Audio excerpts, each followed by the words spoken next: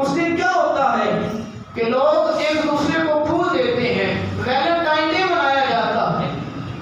مگر دیکھیے کہ اگر آپ یہ دن کا انتظار کر رہے ہیں، اگر آپ یہ چاہتے ہیں کہ وہ دن آئے گا میں کسی کو پھول دوں گا، مگر اس کا الٹ بھی سوچئے کہ اگر اس جگہ پر آپ کی ماں بہن ہو کہ وہ بھی اس دن کا انتظار کر رہی ہو کہ وہ دن آئے میں بھی کسی کو پھول دوں گی، تو پھر کیا آپ کا حال ہوگا؟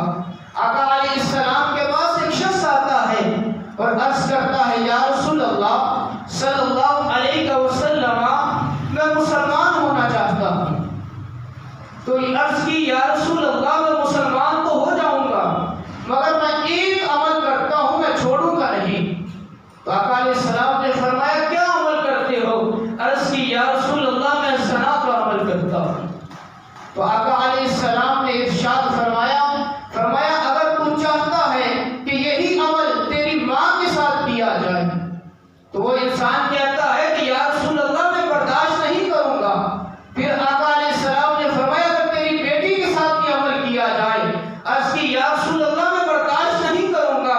پھر آقا علیہ السلام نے فرمایا اگر تو برداشت نہیں کرے گا تو پھر کوئی بھی انسان ہے وہ برداشت نہیں کرتا کہ میری ماں بہن کے ساتھ غلط فعل کیا جائے، کہ کوئی بھی انسان نہیں یہ چاہتا۔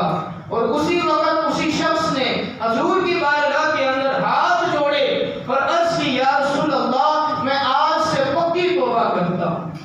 آقا علیہ السلام تشریف فرما تھے، کچھ اس کے اندر مرد بھی تھے، اس کے اندر عورتیں بھی تھیں۔ جس وقت ان کو لایا گیا اس کے اندر ایک صحابی کی بیٹی بھی تھی جو پہلے تو کافر تھے مگر بعد کے اندر وہ مسلمان ہو جاتے تھے۔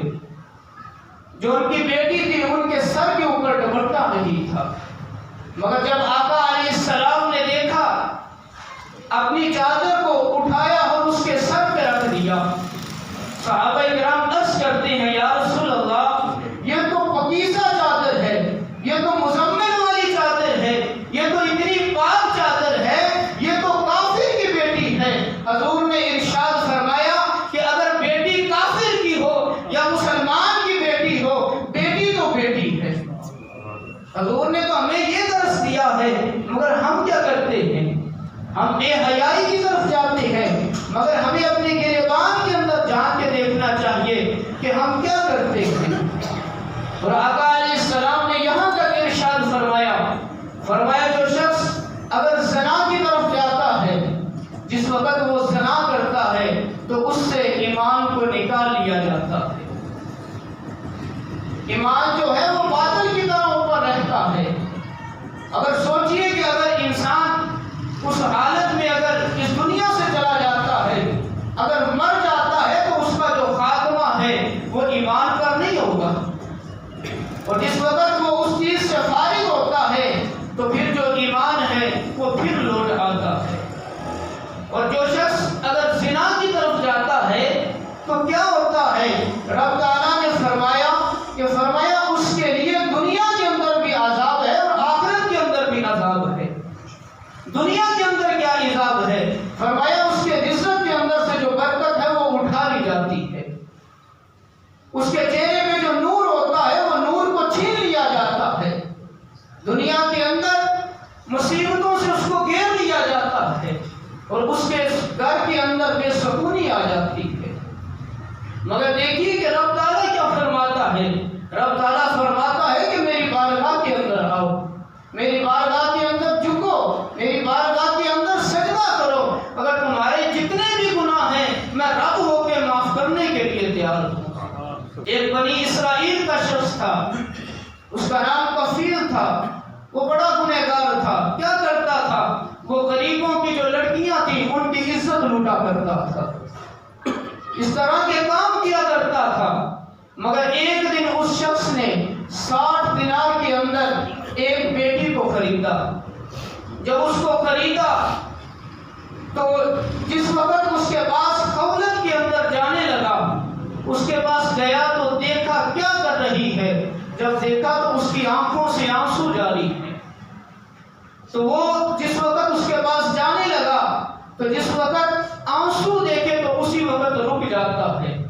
کفیل کہتا ہے کہ میرے کوٹھے میں آنے والی ہر جو عورت ہے وہ بغیرت ہے، مگر یہ بات نہیں تھی، وہ رو رہی ہے، یہ پوچھتا ہے کس وجہ سے رو رہی ہو، پیسے بھی دیے ہیں، سب کچھ کیا ہے، مگر وہ بیٹی کہتی ہے کفیل میں تیرے پاس اپنی محبت کی وجہ سے نہیں آئی، اپنی پیار کی وجہ سے نہیں آئی، کسی اور وجہ سے نہیں آئی، مگر کفیل مجھے تیرے پاس لے کے آئی ہے تو بھوک لے کے آئی ہے، اگر مجھے تیرے پاس لے کے آئی ہے تو غریبی لے کے آئی ہے۔